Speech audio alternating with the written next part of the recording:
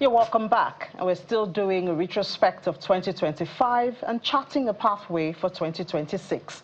2025 was a busy one for politicians, but I bet 2026 is going to be even busier, and that's why we put our eyes on what has happened and what we can expect next year. So we'll be having that conversation. Now, we still have Professor Oke with us. Professor Oke Ikechukwu, the Executive Director of Spec Academy. He's been with us and discussed the security segment with us. Prof, as you said, we're keeping you here, but we'll give you a lot of cold water. That should suffice. But also joining us here in the studio is Mr. Felix Moka. He's the National Publicity Secretary of the All Progressives Congress. Mr. Moka, welcome to the program. Thank you so much. So observation is that you guys are doing a quiet takeover in Nigeria, but we'll expand on that.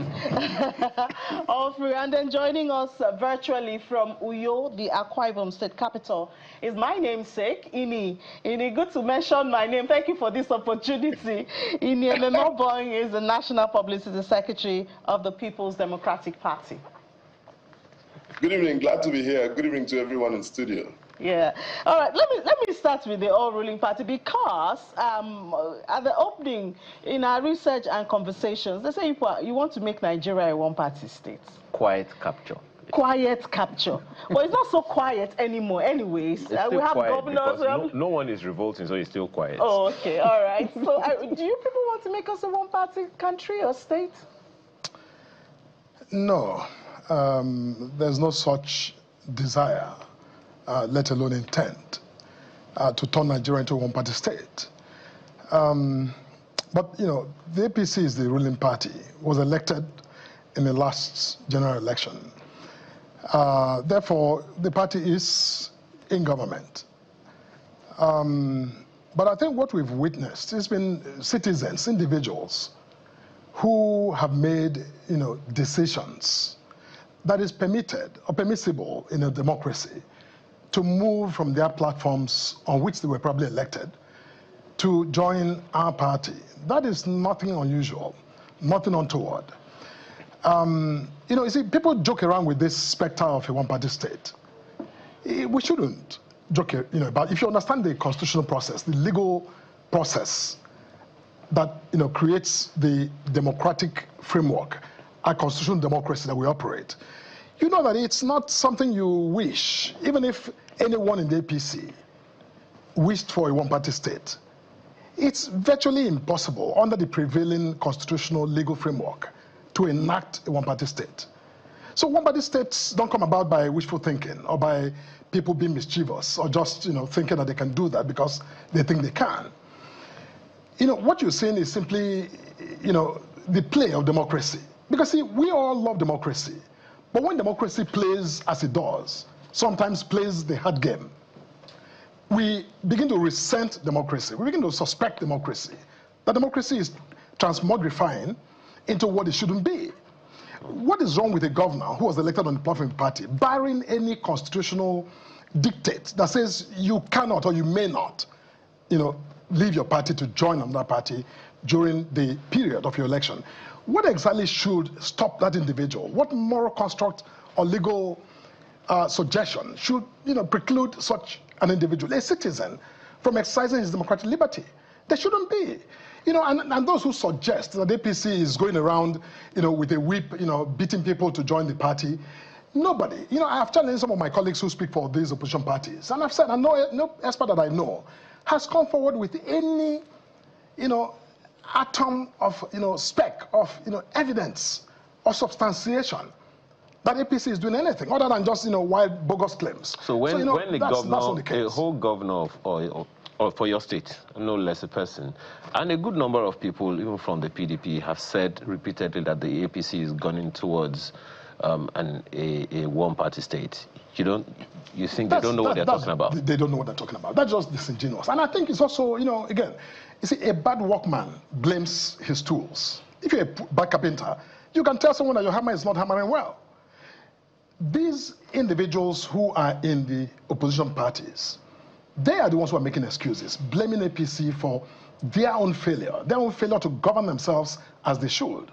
Because if you really want to be objective, the reason people, why would a governor, say for us in my state, Delta, that has been consistently governed by the PDP since 1999, a resource-rich state like Delta, what are you going to tell the governor? How do you intimidate or cajole that governor to leave his party that has been very successful consistently? Not that he's afraid they lost the election last time, so he may lose this time. No, he has no such concern because it never happened.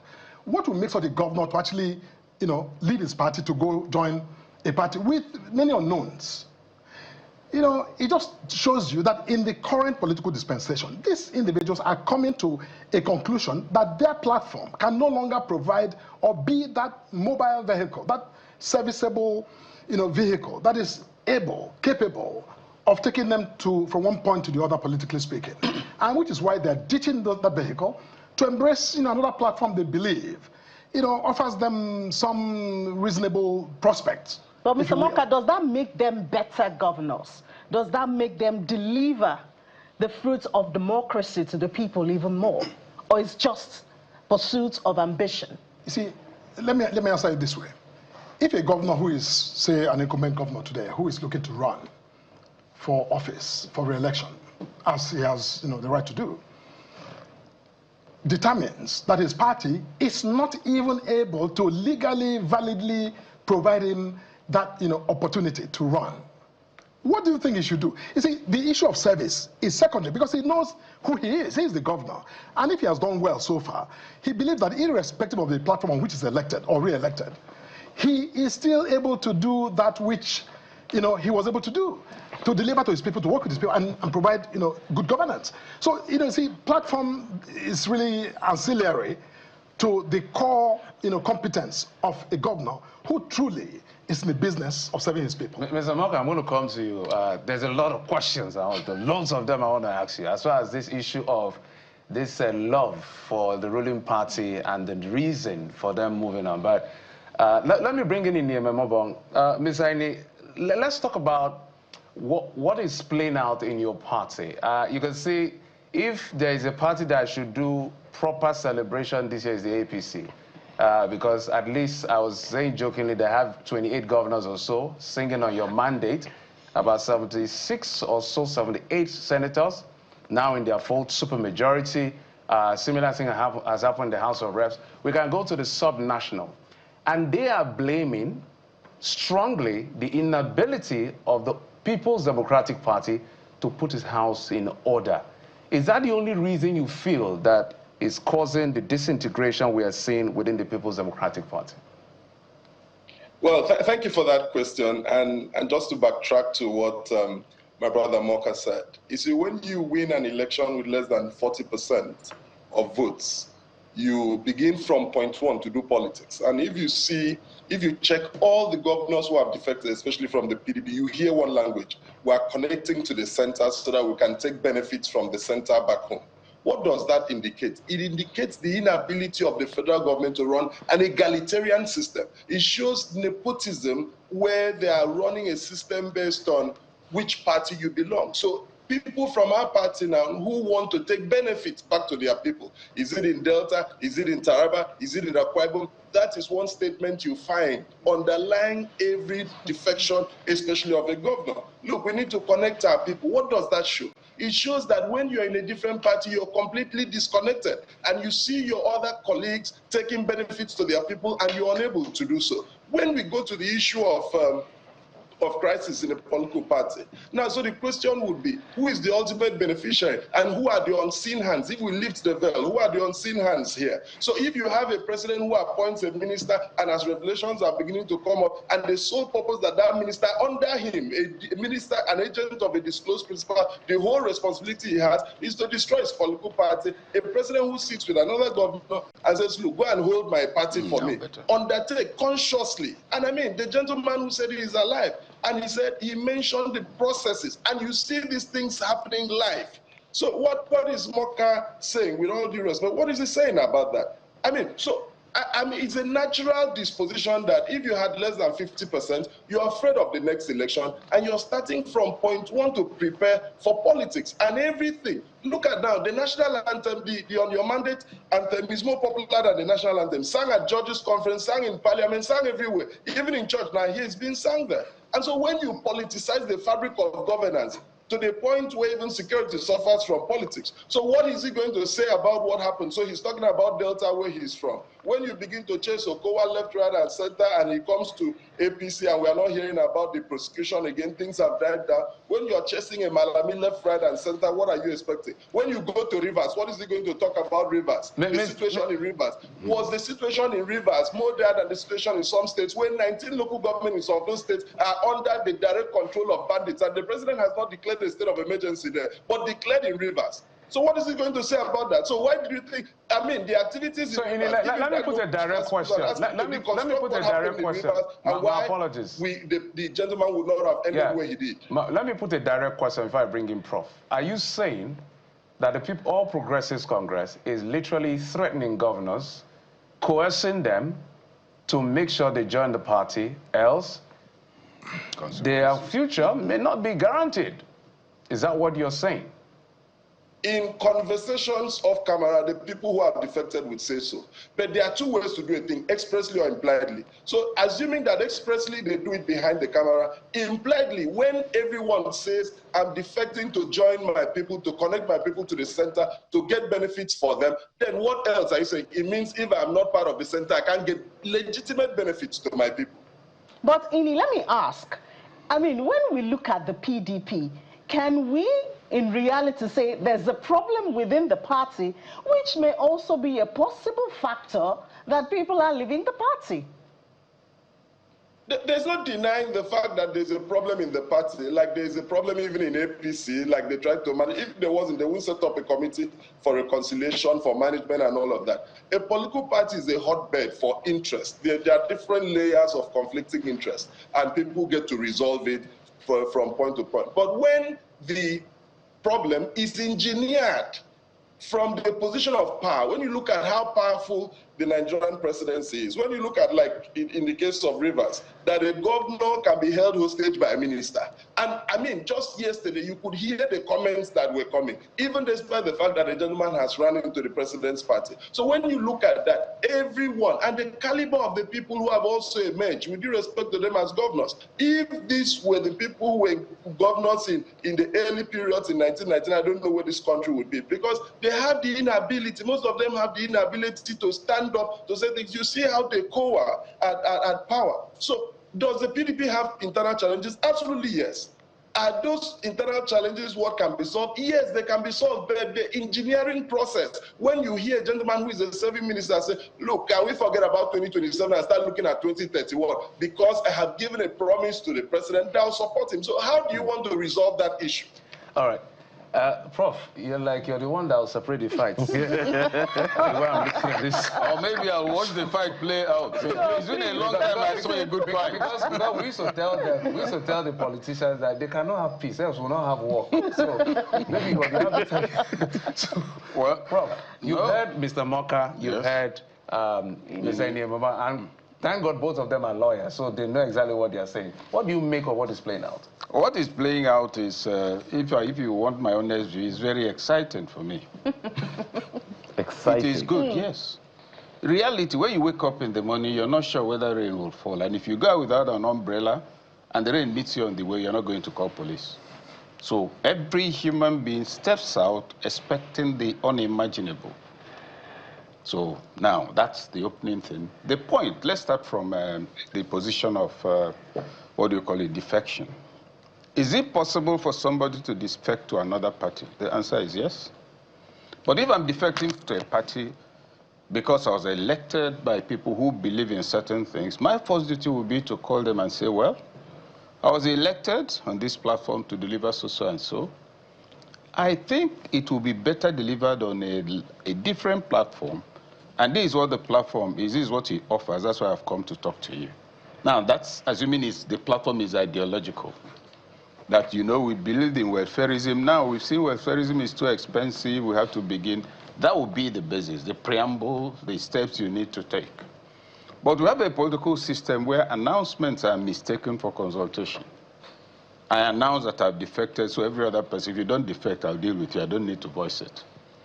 And you saw the governor who left and also that I think 2 of his commissioners didn't. That's number 1. Number 2, is that automatically the same thing as political prostitution? For me, no. And we must stretch it beyond politics. Is it possible for a Christian to become a Muslim?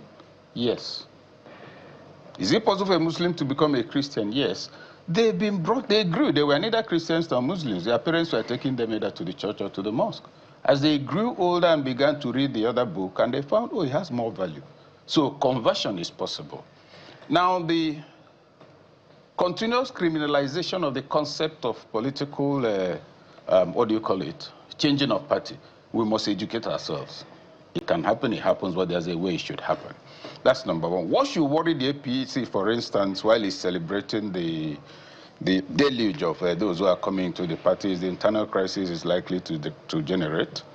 If I'm in state A, and it's a PDP state, as chairman of the party, I'm the leader. Now, when the governor converts to APC, he becomes the leader of the party. Do you think I'll be happy? That's the thing APC is not yet seeing heading its way. Everybody will smile, but you displace from people from a pedestal of power, it will create problems. They are not paying attention. Those who are real political strategists should be very concerned about this. The optics will begin to play out as we get closer to elections. That's about that. Now, coming to PDP, I will do that with a sense of history. Kindly bear with me. The PDP has a lot of crises. Wike has been central to that, and to some extent, Alhaji Atiku Abubakar. Now, remember that the chairmanship of the party was to go to Southwest. At the point, Secondus was made party chairman. It was Wike who made that happen. It infuriated the Southwest. Body George kept complaining and talking about it. The primaries for 2019 was not supposed to take place in Port Harcourt. It was Wike who moved it to Port Harcourt. And all of that. And that also created its own problems. That is, in fact, part of what caused Tambuwal the candidacy, the ticket for the PDP presidency, because I practically gotten it. I was director of communications in his campaign. Our last visit was to General Babangida. You know, you go to see all those people before heading to Port Harcourt. So when we came out of Bangida's house to go to where the plane was parked and board, my phone rang. A stranger said, yes, Dr. Kechuku. You could see this voice of an Obain. It had a Fulani ring to it. Yes, how are you? You're living at Ibrahim's house. I said, yes, sorry, sir, who am I speaking with? He said, you don't know me, but I know you. We've known you for over 30 years. We read what you write, we monitor you. I said, so. He said, well, anyway, why I'm calling you is that the man you're following is not going to get the ticket. He can't handle it, so it's going to be Atiku. So why I'm calling you is for you to join the camp and give it to some direction. I don't know what they think they're doing in that campaign and all of that. I said, sorry, sir, that's not how it works. He said, well, I said, well, I don't believe in that candidacy. And Tambuwal did this and that when he was. He laughed. He said, listen, they told me that that's what you would say, that you don't do anything you don't believe in. But let me tell you where the problem is. The people you're following are small boys. The only person really supporting your man is Wike. Wike and Tambuwal, a trailer will run over them. So I'm telling you to come out of that place. Live conversation. And I said, no, you know, banter, exchange and all of that. He said, and that's what happened when we got to Port Harcourt, all those who had guaranteed. And one thing I would say is that, except for Wike, frankly, I can't point to any 2 or 3 people of substance who were behind that candidacy. If that intervention of the big boys in Nigeria, who those I call the Old Boys Association of Nigeria, had not occurred, I believe Tambuwal would have gotten that ticket. That ticket would have come on the strength of one individual. It would have been, with all due respect to all parties involved, it would have been a case of political burglary. There were no major stakeholders in that campaign. Now, move forward, elections occurred. You saw Wike's intervention in the last election, where he was alleged to have rigged, and we saw what could be described as evidence. Why has Nyesom Wike not been suspended from the party? He wasn't suspended after the elections. He's been disruptive in the party. So it gives you the image of a party that has completely lost capacity to retain an identity. And remember also that Alhaji Atiku Abubakar spoke of, what do you call it now? APC being the one destabilizing the party and give it, I think, 50 million. I'm sure some of you remember, specific amount to this, destabilizing parties. And I asked myself, what sort of political party will be destabilized with 50,000? It must be a community of clowns. Seriously. And it's painful because I know the history of this party. I was part of the PDP campaign in 2023, 2027, 2011. No, 2027 is ahead. Oh, yeah. See me talk. No, don't call my name. That's right. 2011, and, so the party as an organization, the question I keep asking today, is it possible for PDP to find a Tony and Nene from anywhere? But, Prof, I mean, we talk of the PDP today. Well, there was also an attempt of a coalition. Yeah, no, let me, so in the case of the PDP, the challenge is that the crisis within has not allowed the party to build cohesion. It has not recovered from 2023 and has not created what you might call a comfortable house that will make people feel good.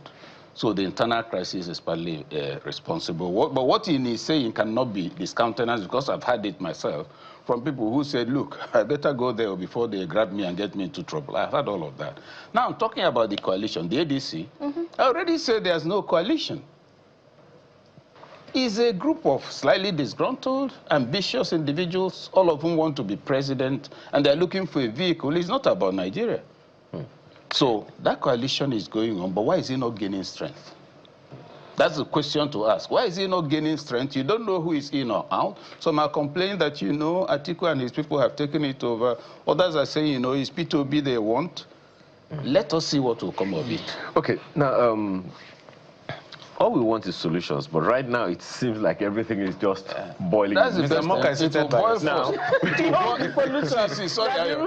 will boil first before it settles. So I've only added heat so that it will settle later. You're supposed to settle the party. I will eventually. Now, Prof, I don't know whether you're going to weigh in on this later, but let me ask, Mr. Moka, to the people who are not politicians, who believe that the APC is muzzling, and you also heard, Prof say that some people have said the same thing, that if they don't play ball, they're going to be realigned and all of that. So if APC is muzzling people, as is being alleged, and you are asking them to provide evidence, do you think that evidence will ever come? You see, look, let's take a moment to really think about this. Now, I want to assume that the people who are the target of this alleged pressure or threats or intimidation or coercion are very high-level people in the PDP. Now, I'm Felix Morka. If anyone in the ADC or in the PDP were to call me to a meeting, and let's say I didn't know the subject and I happened to just, sometime to that meeting, and somebody said to me, Felix, you're the spokesman of the ruling party, but we need you out of that party for whatever reason or presentation that they make. Now, if I leave that meeting, what is so difficult for me to give a call to some of my colleagues on the National Working Committee of my party to share my experience with them? Who is going to gag me from speaking about it, especially if I intend to act on it? I mean, is it that there's no one who can take someone into confidence? Because if these are low-level people, you can suggest that they're scared, they're terrified, they don't have access to the order. We're talking governors, we're talking, former governors, we're talking, people who have occupied the most eminent positions. But Mr. Moka, everybody has a prize. Whether it's a governor or a manager or an MD, everybody has a prize. Let me respond to you. So if the point you're making is that in the entire PDP firmament, in the entire world of the PDP, or of any of the opposition, there's not one individual who, amongst all of them, who has the guts and the spunk to say, listen, this is what I was called, this is what I was told by this person at so and so time. If you're saying that in that entire world, that there's no one who actually has that, core to say that or to speak, there. You know what? They deserve to be completely banished. They don't deserve to be who they are. Mr. Moka, just they're alleging that the president and his team are doling out money. Serious hundreds of billions of naira to the government. Prof responded to that. So Prof said, look, that there must be a collection of clowns. Prof mentioned millions. I'm saying billions. Okay. Billions to who? Is it to the governors? To governors. And then they issue the fear that the APC is planning to write results in the 2027. I'm giving you what he said, not my word now. Jeff, I hear write result in 2027. See, this is all... Because of what is going on in the PDP. So, Jeff, this is all. See, look, this is all immature. It's really senseless. It's completely speculative. It's embarrassing, quite frankly, for us to be having this conversation. You see, let's move on from this because that's not the case. You see, in the PDP, some people today do not know who the national secretary of the PDP is. They don't. That matter is still not settled. So look, an election is up on, just imminent. Who will sign your nomination papers, for example? I mean, who submits your documents to INEC when these matters are still in, heated litigation? I'll come to you, Prof. But there are some things that Prof said and that you have also said that I'd like Mr. Ememobong to quickly respond to. Now, Mr. Ememobong, you have heard Prof speak that those governors or whoever they are must be extremely small boys to be so easily palliated by whatever function. And you've also heard Mr. Moka here say these are big wigs in the PDP. How could they be so easily taken over or run over? Yeah, clearly, like Prof said, we see the consistent degeneration of principles in politics, and it's across the board. But more than anything, if you look at the background of some of these people, how they won elections, even some of the issues about their academic qualifications and the rest, and you see that they have elections just coming in the fall. And if, like what Jeff said, if those are the conversations that are happening, I understand when my brother Moka says they are speculative, but when speculation leaves the realm of speculation and is now living on all fours with us, I'm sure that the word speculative is just for the purpose of the TV. But I do know for certain that it's been reported and people have also voiced those concerns. Now, when we say that money is being given, threats are being offered, okay, so do we have a situation where someone who was brought into power by another person against numerous interests, was being hounded by investigative agencies, and just as it crosses into the EFCs, just as it crosses into the APC, you no longer have that? If you call that speculation, then it means speculation has But there is also the challenge here, Mr. Ememobong. Just 1 second. There is also the challenge here that Mr. Moka has also raised. That is, provide evidence. How about that? Cross over to the center so that we can have these things come to us. Is that still speculation? That is not speculation. But is there the issue of politics without principle? The answer is yes. Is there the issue of fear that the elections would not be credible, that INEC would, our results will be written? People are writing about that. People are saying that. People are coming out. He's saying someone hasn't said it. Shey Makinde said it openly. And you heard, even from the answer of the Minister for FCT, you can hear some corroborations on that there are plans, not just plans, at the highest level, with the president directly being involved to ensure that why are they always mentioning the secretary? We don't know who the secretary is. And this is a story they have been saying since last year, because the whole idea is that they know that the secretary, or the former secretary of PDP, who was expelled, is working for their camp. I mean, we need to take a short break. We need to take a commercial break now. We'll take that break. Just hold on. We'll take a break. Of a political party. Just a moment. We'll take a break. Well, I almost wanted to say Prof should separate, but it's not. I think Prof is going to add more fire. I'm not going to make that mistake. I'm not going to make that mistake. When we come back, we're going to expand the conversation even further as far as the issue of party politics and ideologies and these movements and self-preservation as well as subservience to power is concerned. We'll talk about that with these gentlemen who are then, holding their grounds. Stay with us.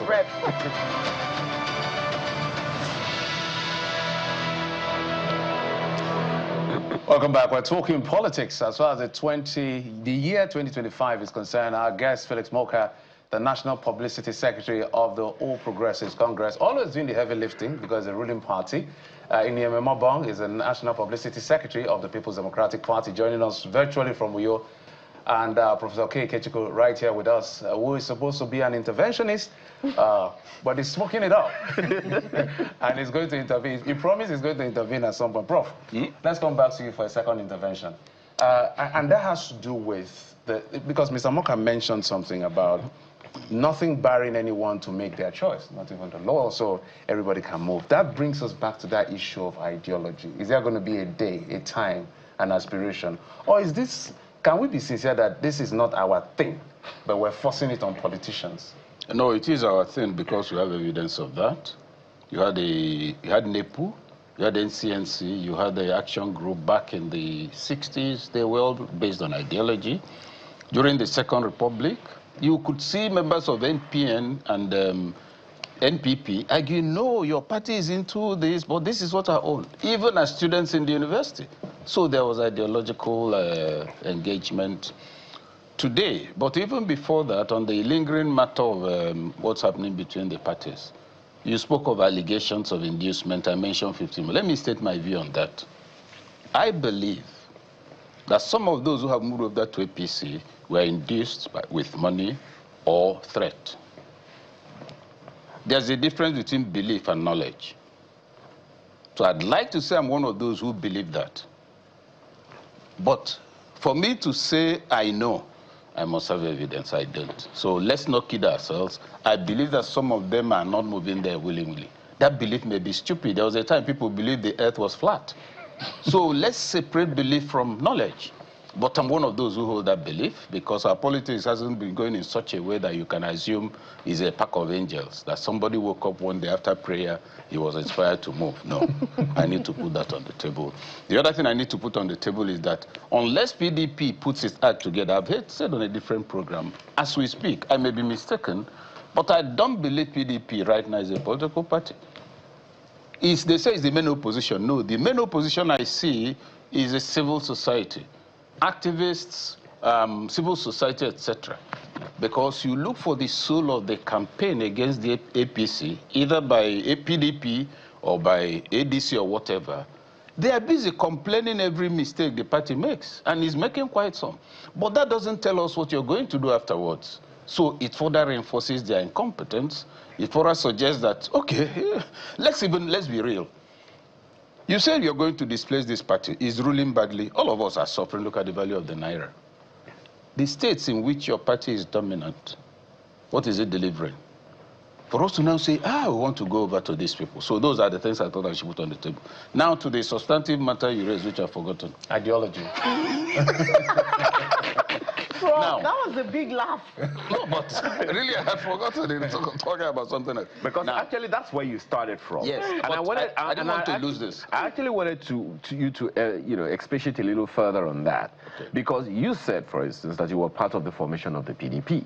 Was there an ideology? You said you knew the story. Oh, yeah, but not that I was part of the formation. Oh, okay. I'm not a politician. Okay. Even the campaigns I mentioned, I was never a card-carrying member, but they'll come for me. So the question then is, from what you know, was there an ideology at the formation?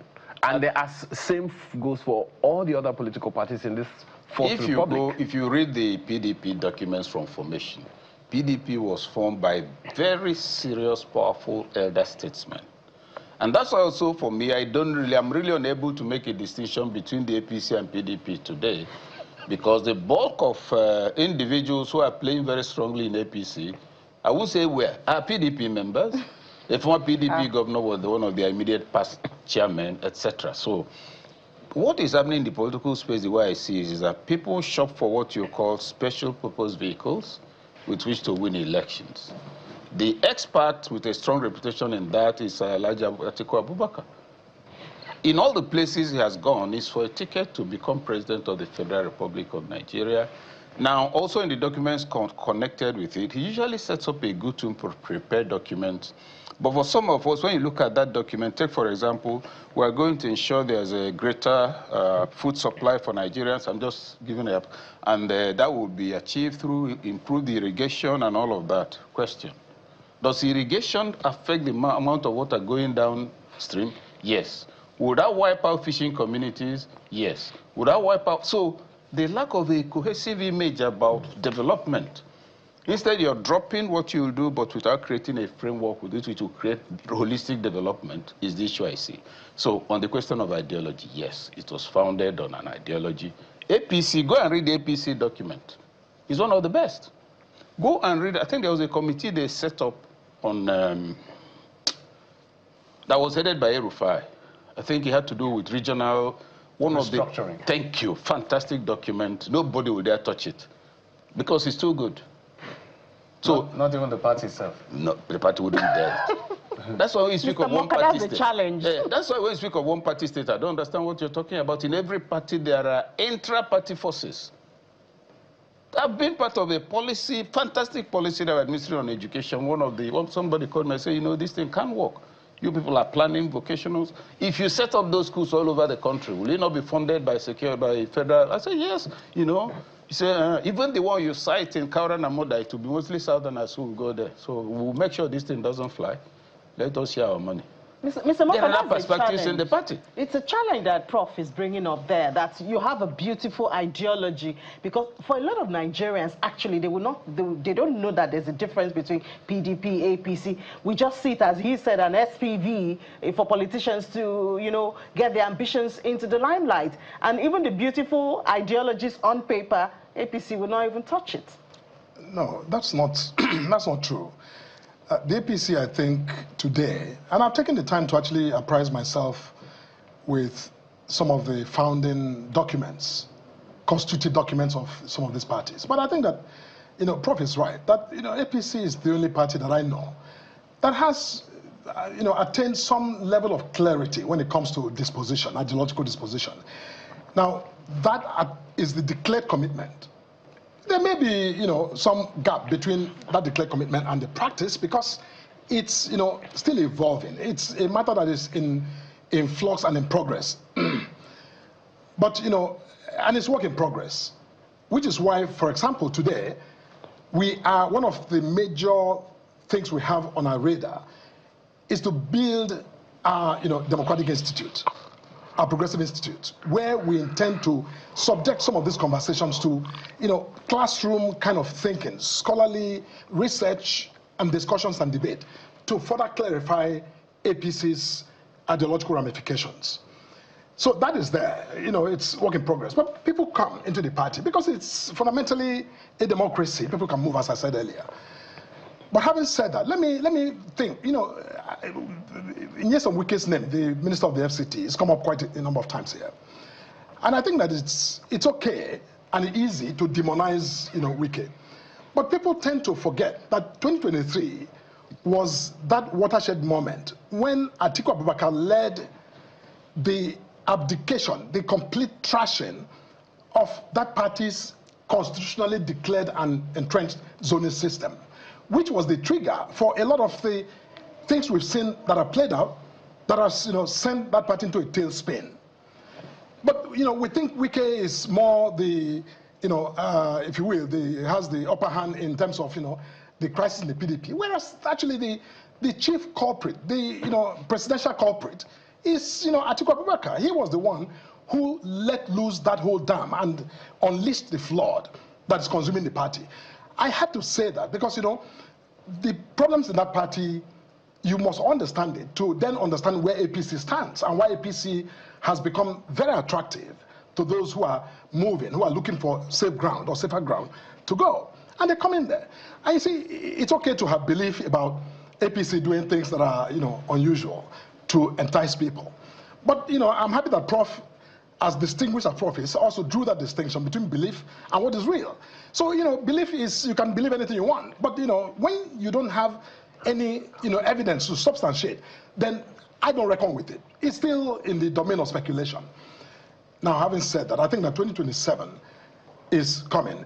APC has done over the last 2 years plus, has done a whole lot of things, you know, that are right, given where we're coming from. Challenges remain. But I think that the governors who are coming in, many of them, I had a conversation with one of the governors during our NEC meeting. He says to me, if someone had told me I'll be sitting here at an APC NEC meeting, I would say, look, you're crazy. But he says, look, that many things that even if his own party had produced the president, he believed that he would never get those things done. That this, federal government is meeting them at their point of need in such manner that is compelling, that you cannot ignore. And that, he wants to be a part of that, process of radical transformation and repositioning of this country for sustainable growth.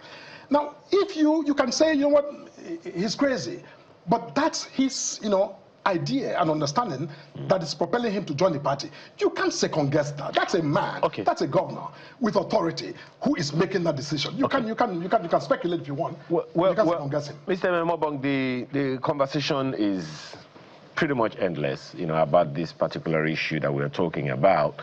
But the 2026, the year 2026 is right ahead of us. What should Nigerians be expecting from the PDP? You've heard Prof say, and a good number of people believed until recently, that the PDP was the main opposition party. But as at today, I think Jeffrey was helping us understand the other time that the APC already has 28 states. I think there was a time that the PDP had about the same number. But here we are right now. So as an opposition party, a leading opposition party, what should Nigerians be expecting in terms of political shifting from the PDP? Or are you saying that the APC has to sheath its sword before the PDP can live?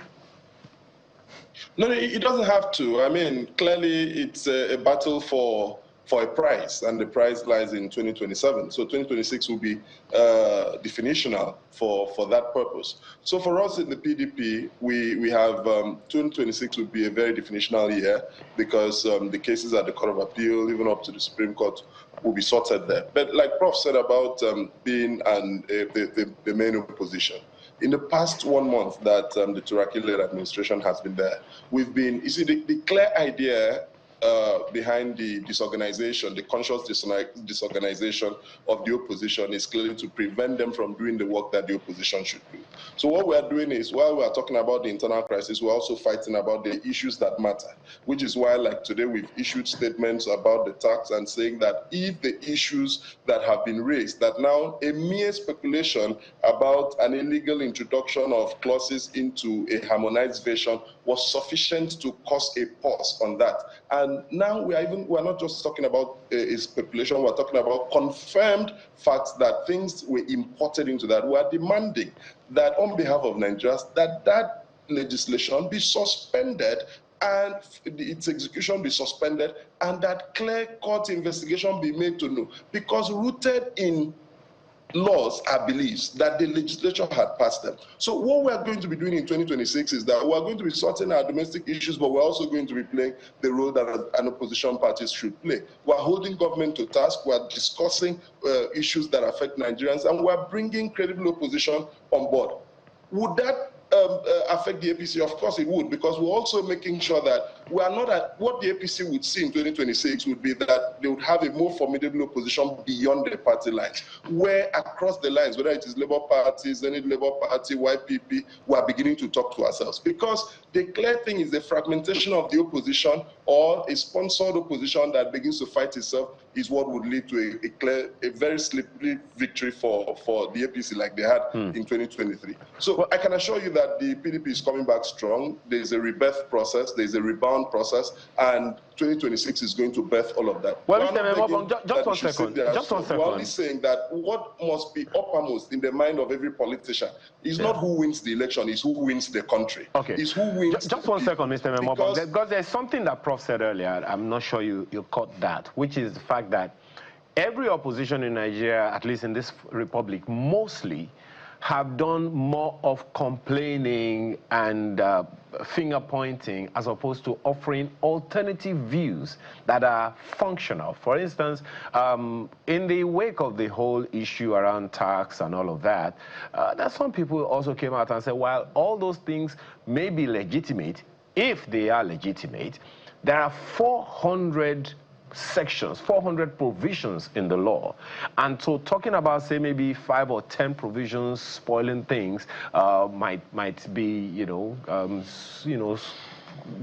pretty much throwing the baby with the bath water. What would be the PDP's response to that, for instance? When you look at 400 positions, when I get whiteboard and I put a small marker on it, you're going to be seeing that small marker, you're not going to be seeing the entire whiteboard. And all that needs to spoil a thing is not just about it, it's about how it is done. Most times we look at what is done and we forget how it is done. That is why the law prescribes how laws should be passed, the intention. So when you look at the fact that the jurisdiction of a court is removed before an act can be taken, an executive act can be taken, and you say that is little. Now, in legislative business, 365 clauses may be subsidiary to 4.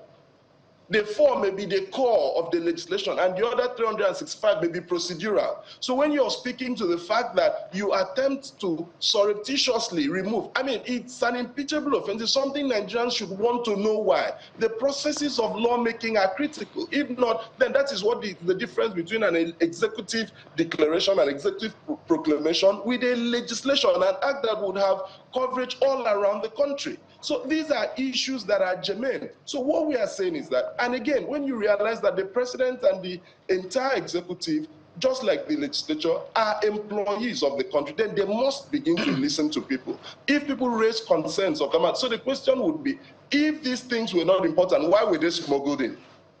After deliberations had happened in the legislature. So you begin to question the intention. You begin to question the issues about the removal of the power of courts. I mean, as bad as people have complained about courts, it still remains the last hope of the common person. And therefore, things must be subjected to them. So even though the legislature, remember that the concept of legislative democracy is that the people are taking decisions on our behalf. All right, when Mr. Memabo, let me ask you. On our behalf, then it becomes binding on us. So when I begin to suspect that my legislature and the entire legislature did not agree on this, but it has found its way into the law. Okay. How do you want me? And these are laws that will need the people so let me ask, voluntarily Mr.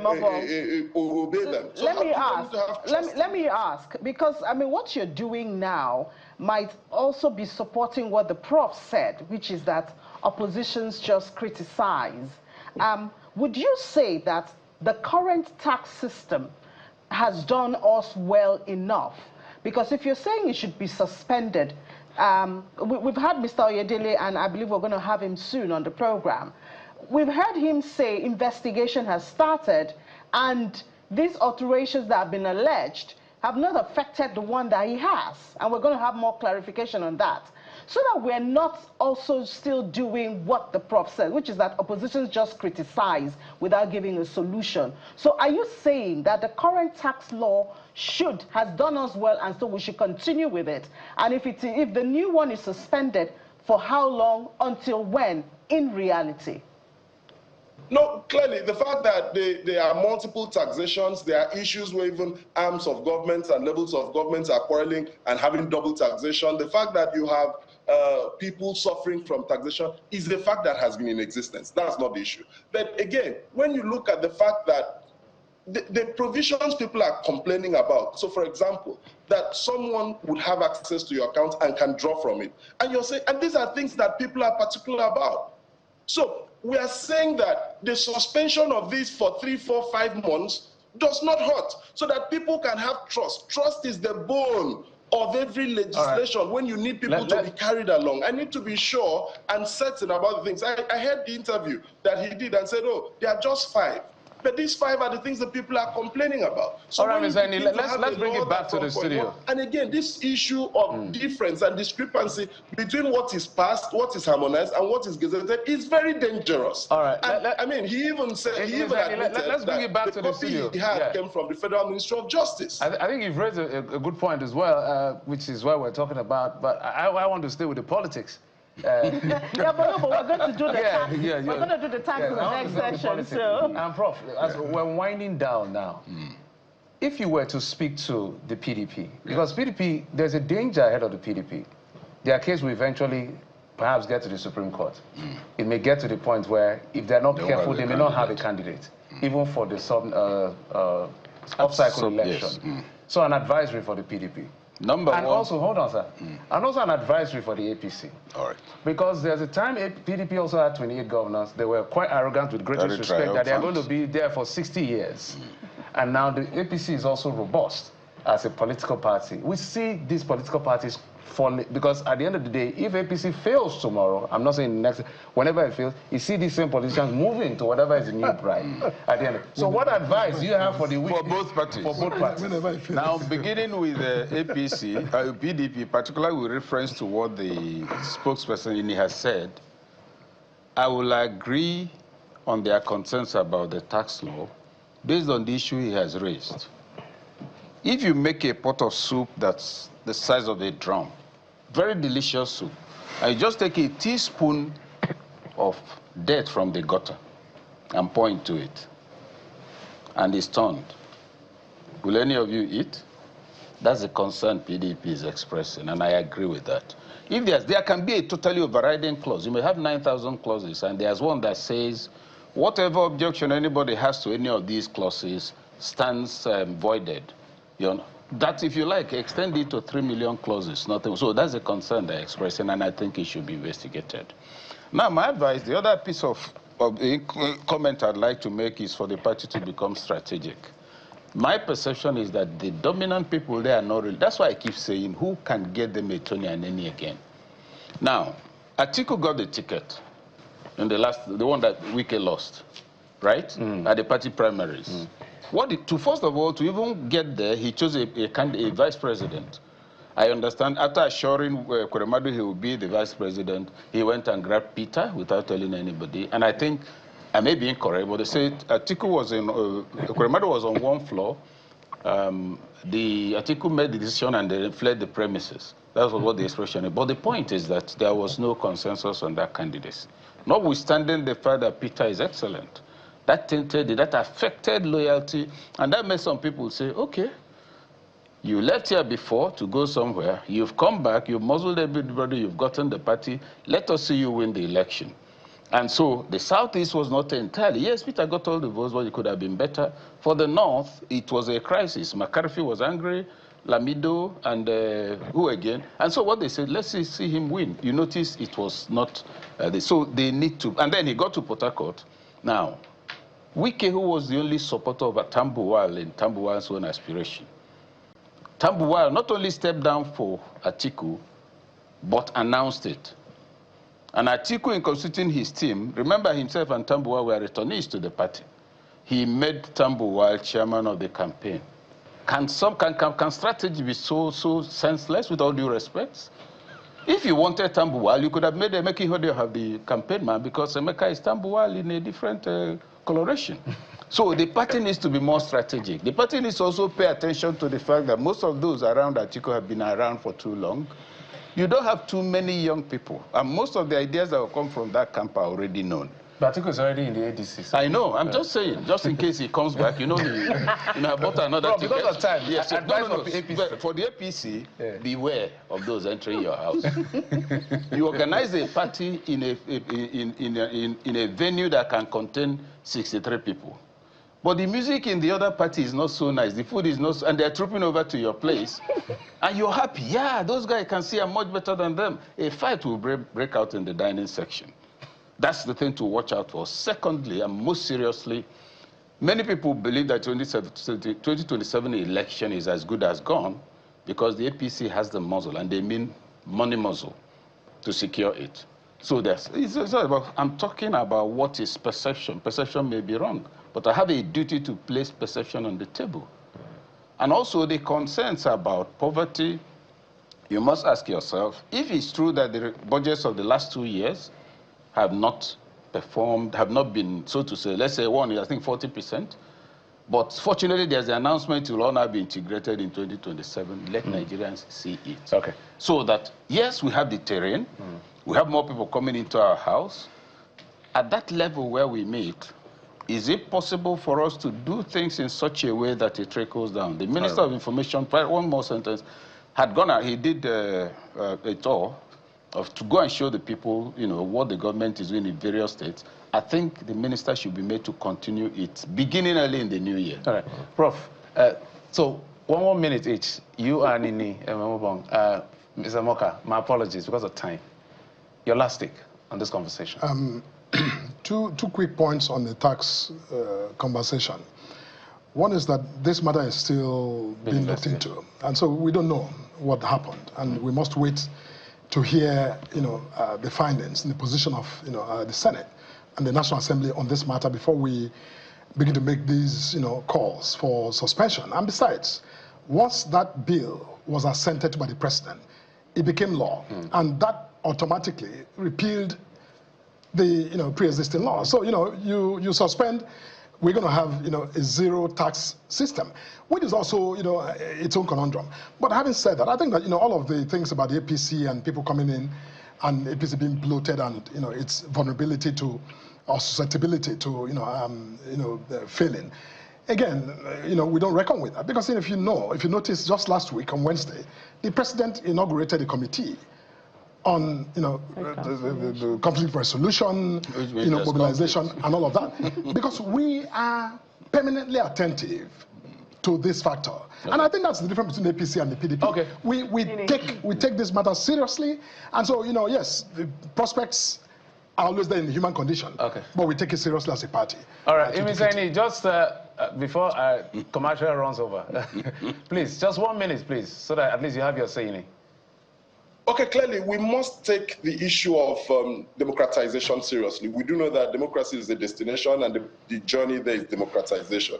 And we must consolidate on the gains of democracy, which must put our eyes, like Prof said, that the impression, the perception of Nigerians is that the institutional uncertainty that should follow every election is not following this election, especially with the way even INEC is behaving and the disposition. And if the First and Second Republic crashed on the basis of the ruling party trying to do expansionism, careless, mind-boggling expansionism, getting into territories they should not have gotten to. And clearly the fear is that this democracy is under threat by the action of these forces. We are not learning from history at all, and it's time that we should do so. All right, we certainly will. In the Ememobong, National Publicity Secretary of the People's Democratic Party, thank you so much for your views and being a part of the program. And of course, Mr. Felix Moka, he is the National Publicity Secretary of the All Progressives Congress. Thank you for your time. And Prof, whom we have kidnapped.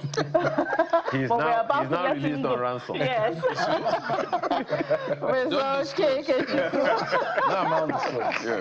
The Executive Director of Spec Academy, thank you so much for your time and your views on the program.